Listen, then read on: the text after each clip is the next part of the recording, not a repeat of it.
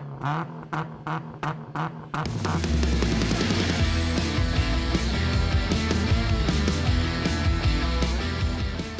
everybody, ProTinkerToys.com, and this is our 6-lane layout that we do a lot of racing on.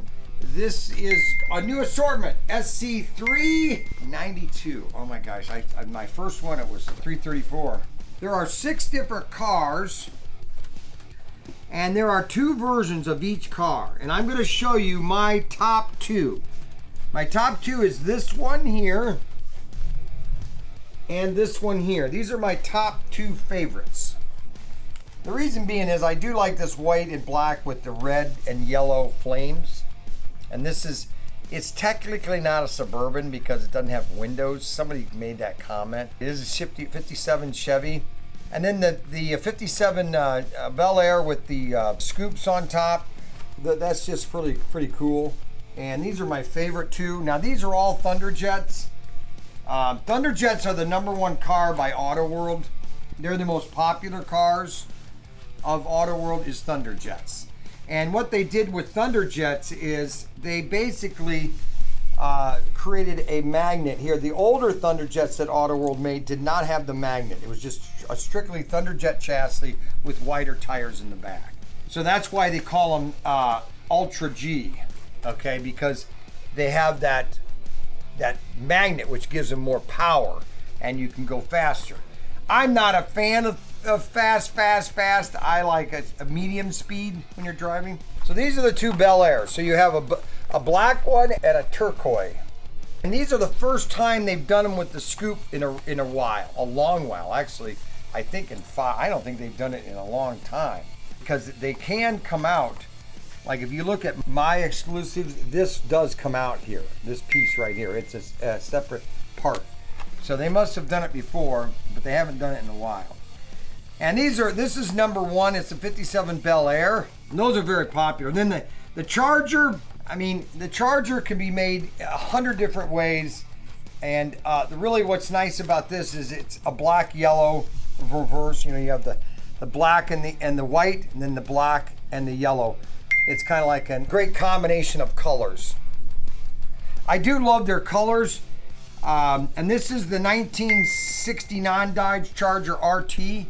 Okay, if you notice their color schemes, okay, they have really a broad color. That's what I love about it. It's not just reds, whites, and blues, primary colors. I guess that's what I'm saying. They're not strictly primary colors. So like this right here. Now these are the Impalas, and the 1959 Impala. This is where Chevy started to go more larger bodies, and this also has the scoop. Okay, 1959 Chevy Impala. Okay. I mean, this is just 2 years after this. This was 57, now this is 59. Much larger chassis. They went to much larger cars, but notice the color, white and dirty red. And then this just plain lime green, very light green. Just a very contrary colors. And that's, a lot of the cars made in the 50s were this type of colors. Just almost like you're driving down the road and you're seeing a tree or a leaf or something. And these are 59 Impalas. Then we come to my favorite car, but unfortunately the company didn't last, and that is the Studebaker. And you have a dirty red and a white. Just a beautiful color scheme. Studebakers tend to sell slower than any other car. Then people end up buying them and getting them in their assortment. So these are the 1957 Studebaker. And if you notice, see, they have the wing on it just like the 55 Bel Air. And the Studebaker came up with the wing before Chevy did. And that is the Studebaker. Now, probably one of the most popular cars and one of the most popular divisions of GM, what any idiot would tell you not to close your most popular division. And what did they do? They closed Pontiac, which was probably their most profitable division. Crazy. And one of their most popular cars was the Firebird. This was the 1968 Firebird. Green was a very popular color in all the automobile companies in the 60s and 70s, especially the 70s. I had a Ford Mustang with just that color right there. Lime green, a very dark green, my Mustang was. 1965 Ford Mustang. 1965, just like this kind of, but lime green. And then you have the silver and black, which is really beautiful. And that is car number 5. And then the last one, which is a great addition, they kind of did a lot of cars, and then they came out with the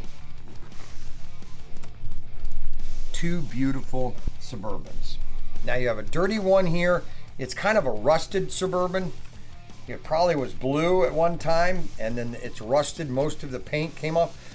One thing about cars that were made in the early days, they didn't have great paintings, or I wouldn't say a great preparation for painting their cars, because they had a lot of rusting and a lot of deterioration of their paints.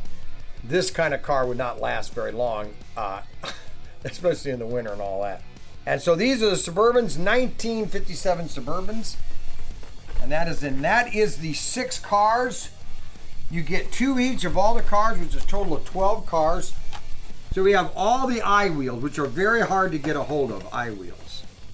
And these are basically the same car, but they have a white chassis with white tires and a white body.